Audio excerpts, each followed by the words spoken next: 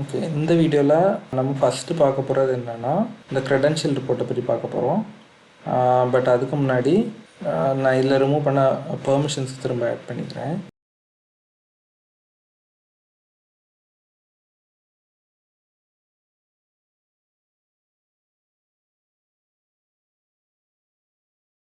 இப்போ க்ரெடென்ஷியல் ரிப்போர்ட்ஸில் வந்து download credential report கொடுத்தீங்கன்னா உங்களுக்கு என்னெல்லாம் யூசர்ஸ் இருக்காங்க, அவங்களோட அந்த யூசர் மேனேஜ்மெண்ட் பற்றி உள்ள டீட்டெயில்ஸ்லாம் காட்டும்.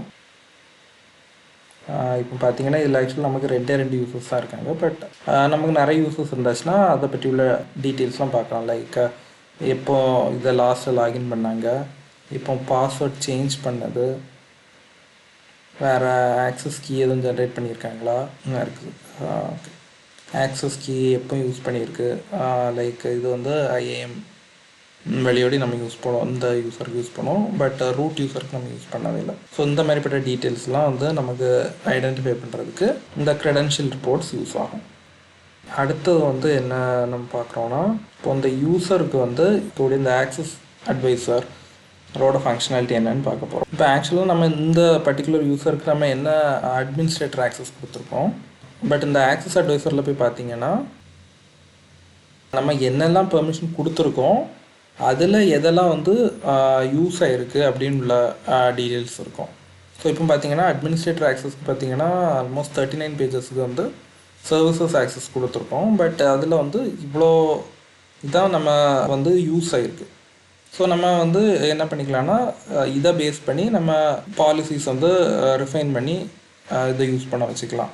ஸோ எல்லா இதுக்கும் ஆக்சஸ் கொடுக்காம ஜஸ்ட் இந்த இவ்வளோ இதுக்கு மட்டும் சர்வீசஸ்க்கு மட்டும் ஆக்சஸ் கொடுக்கலாம்.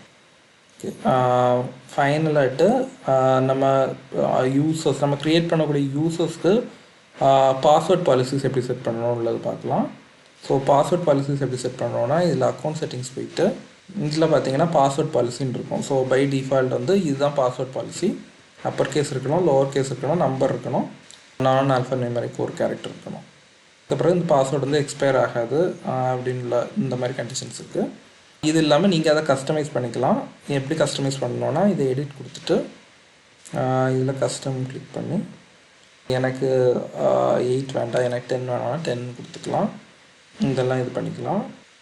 வேறு பாஸ்வேர்ட் ரீயூஸ் வந்து நம்ம ப்ரிவென்ட் பண்ணோன்னா லாஸ்ட்டாக யூஸ் பண்ண அதே பாஸ்வேர்டை திருப்பி மாற்றும் போது யூஸ் பண்ணக்கூடாது, அந்த மாதிரி ஆயிரும். அதேமாதிரி டர்ன் ஆன் பாஸ்வேர்ட் எக்ஸ்பெக்டேஷன் கொடுத்தோன்னா இத்தனை நாளைக்கு ஒருக்கா அந்த யூஸர் வந்து பாஸ்வேர்டை மாற்றி ஆகணும் அப்படின்ற மாதிரி இருக்கும்.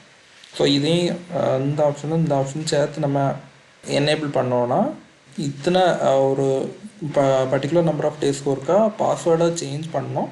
அதே மாதிரி ப்ரீவியஸ் பாஸ்வேர்டை யூஸும் பண்ணக்கூடாது அப்படின்ற மாதிரி நம்ம செட் பண்ணி வைக்கணும்னா வைக்கலாம்.